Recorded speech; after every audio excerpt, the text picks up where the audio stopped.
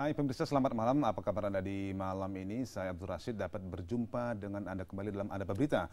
Baik, selama 1 jam ke depan kita akan membahas bagaimana kebijakan-kebijakan atau gerakan-gerakan dari Gubernur DKI Jakarta Joko Widodo dan kira-kira bagaimana dampaknya dan apa yang harus kita lakukan tentunya untuk mendukung program dari Gubernur DKI tersebut. Seperti Anda tadi saksikan, ada 2 program atau mungkin ada 2 event, 2 kegiatan yang dilakukan Joko Widodo siang tadi, yaitu pertama adalah bagaimana untuk melakukan pendekatan terhadap keluarga-keluarga, terhadap warga yang kemungkinan akan digusur, akan dibangunnya jor di seputar tempat tinggal mereka. Dan yang kedua juga tadi bagaimana Jokowi mengunjungi makam Mbah Priok yang berada di Koja, Jakarta Utara. Itu juga pasti Anda masih ingat bagaimana kejadian kelam di tahun 2009 kemarin yang menewaskan sekitar 6 anggota Satpol PP. Baik, untuk membahas itu tentunya kami mengundang Anda untuk berpartisipasi. Silakan hubungi kami di 02151551111. Di samping saya sudah ada pakar dari tata kota, Pak Yahya Supratna.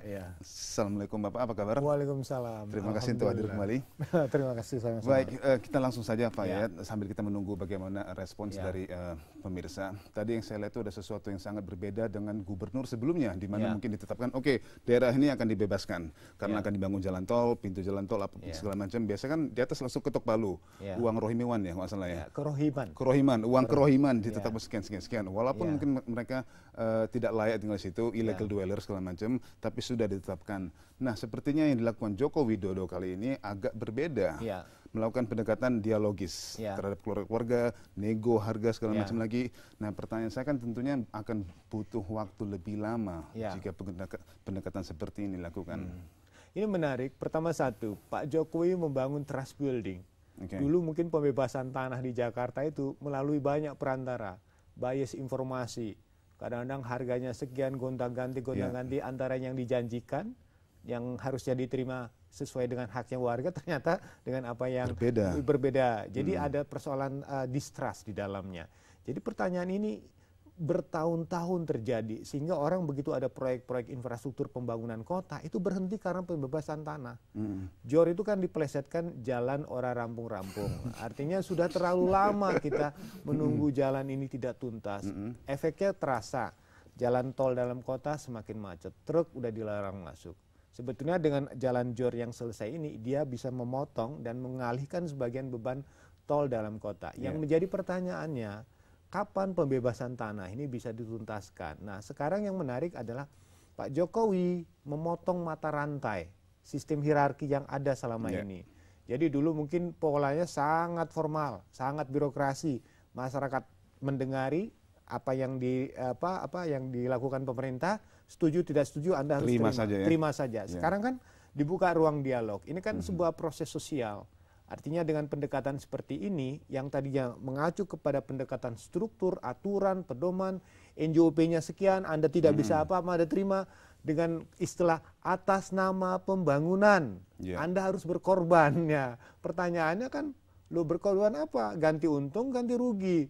Nah, sekarang yang diterima kan lebih banyak diganti ya rugi. Nah, sekarang masyarakat diwongke lah. Nah, dalam posisi diwongke ini, Pak Gubernur masuk dengan pendekatan kultur. Jadi sistem nilai yang dia bawa adalah, Anda percayakan sama saya kan, mari kita sama-sama berdialog. Nah, di sini satu hal yang menarik adalah ada hubungan komunikasi. Gubernur datang tanpa pengawalan, gubernur datang tanpa atribut-atribut kebesaran. Dan menarik, bisa duduk sama-sama dengan warga.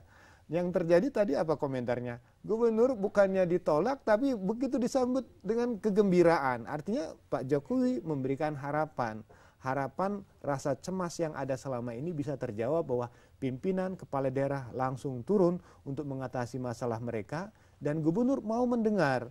Pertanyaannya tidak banyak pimpinan daerah yang mau mendengar keluhan-keluhan itu. Kenapa gubernur mau mendengar? Alasan satu, supaya tidak salah mengambil keputusan. Selama ini mungkin dari bawahan. Mendengar langsung. Jadi selama ini mungkin dari staf-stafnya mungkin polanya ABS mungkin ya kan. Asal Bapak senang Pak begini sudah beres. Padahal di tingkat masyarakat itu. Nah, pola-pola ini kan menarik. Kemarin Pak Jokowi ketemu dengan siswa. Berdialog. Dia dapat aspirasi dari bawah. Sehingga dia tidak dibohongi kembali. Ini menariknya. gubernur ke bawah mendengarkan dan dia bisa mengambil keputusan. Lalu apa untungnya dari pendekatan langsung kepala daerah untuk mendengar langsung dari masyarakat sendiri apa kebutuhan mereka? Bilanglah dalam hal pembebasan lahan untuk JOR ini. Ya, ini yang menarik. Apakah pola gaya Solo waktu memindahkan PKL itu sampai 44 kali makan, perlu nggak sekarang di JOR ini sampai seperti itu? Ada berapa kali silaturahmi? Tadi kelihatannya dari dialog itu, kapan nih ketemu lagi nih? Yuk kita bahas sama-sama. Oh, orang kan merasa, wah ini luar biasa nih gubernur nih, mau mendengar harapan mereka. Nah sekarang kan sesudah Pak Jokowi maju di depan, pertanyaannya bagaimana dengan aparat di belakangnya? Apakah bisa memahami apa yang dimaui oleh gubernur? Jadi disinilah yang menarik. Terjadi dialog, mungkin persoalan ganti rugi mungkin tidak terlalu terjadi kesenjangan, sehingga diharapkan proyek JOR yang terlalu lama tidak tuntas ini bisa diselesaikan. Yang ingin didengar gubernur tentunya adalah berapa nilai yang mereka tawarkan untuk membebaskan lahan mereka. Nah, apakah dengan pendekatan personal lah kita bilang, pendekatan personal ini apakah memang bisa dapat diskon lebih banyak dari warga? Ya, sebetulnya kan begini, kalau standar yang dipergunakan kan orang menunjukkan NJOP atau mengikuti harga price market, harga pasaran. Kalau di Malaysia atau negara lain untuk menentukan nilai pembebasan lahan diukur dari nilai transaksi terakhir. Oh, kapan transaksi tanah terakhir di sini? Di kawasan itu. Oh, nilainya sekian. Berarti apakah NJOP? Kita kan orang Indonesia kadang-kadang suka nakal. Kalau ada pemeriksaan pajak, dilaporin harga tanahnya serendah-rendahnya. Tapi mau bayar pajak. Tapi begitu ada pembebasan tanah, setinggi-tingginya gitu kan. Nah, jadi pertanyaan di sini, dengan adanya ini kan kita tahu apa antara anggaran yang dibebaskan, yang diusulkan oleh pemerintah dengan harapan masyarakat, ekspektasinya jauh enggak? Nah, disinilah artinya pemerintah juga bisa mengantisipasi bagaimana siasatnya nih untuk menemukan. Mestinya lah Jokowi sudah ada hitung-hitungan di benaknya sebelum dia turun ke lapangannya. Ada lagi satu informasi mengenai Jokowi, Gubernur DKI Jakarta, kita saksikan bersama.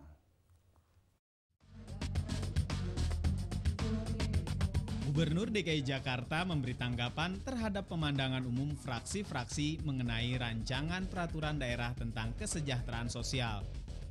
Dalam penyampaiannya, Badan Legislatif Daerah menyampaikan perubahan Raperda soal pembentukan peraturan daerah tentang retribusi daerah dan penyelenggaraan reklame. Dalam jawabannya, Jokowi menyampaikan pentingnya fungsi penyelenggaraan kesejahteraan sosial antara lain mencegah kerawanan sosial dan masalah sosial dengan mewujudkan kesejahteraan sosial dan terpenuhinya hak-hak dasar masyarakat.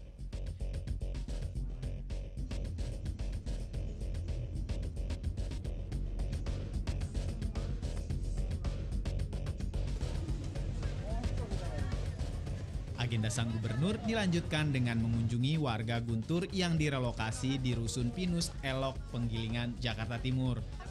Kedatangan Jokowi ke rusun ini untuk memantau jalannya proses relokasi warga Jalan Gembira, Kelurahan Guntur, Kecamatan Setiabudi, Jakarta Selatan.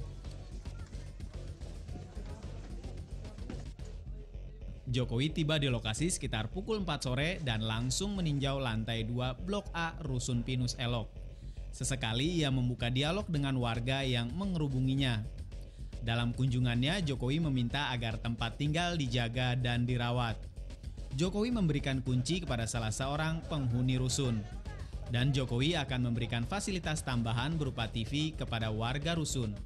Dan untuk sementara, para warga dibebaskan dari biaya sewa rumah susun.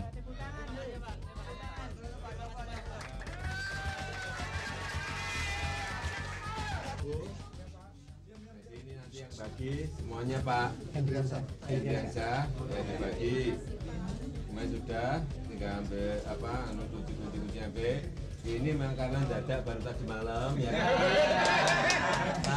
Ini kan belum banyak yang belum dibersihkan ini kan rumah Bapak Ibu semuanya bersihkan air sudah ada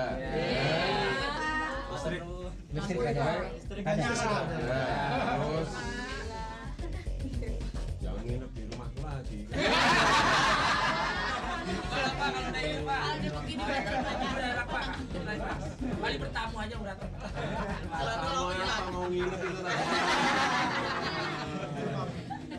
Tapi kan anak mau nginep Ini semua jangan dari sana berapa kakak? Yang sekarang Tepat berapa kakak? Tepat, jangan ditambahi satu pun. 29 kakak. 29 kakak. Yang kemarin berapa?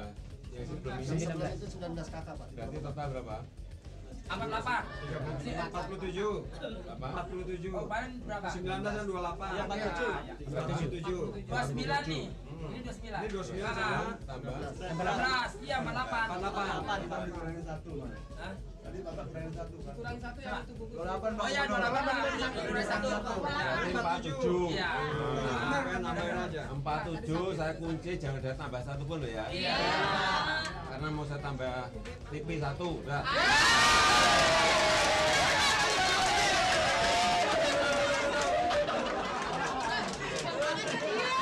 Akhirnya saya ke tempat Pak Jokowi, alhamdulillah saya diketemukan dengan Pak Jokowi. Saya dikasih rusun ini, saya berterima kasih.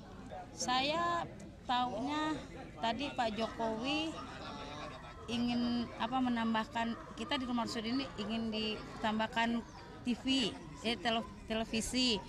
Cuman karena gratisnya kita nggak ngerti. Rusun yang terdiri dari 4 blok ini juga rencananya akan dihuni warga dari Muara Baru.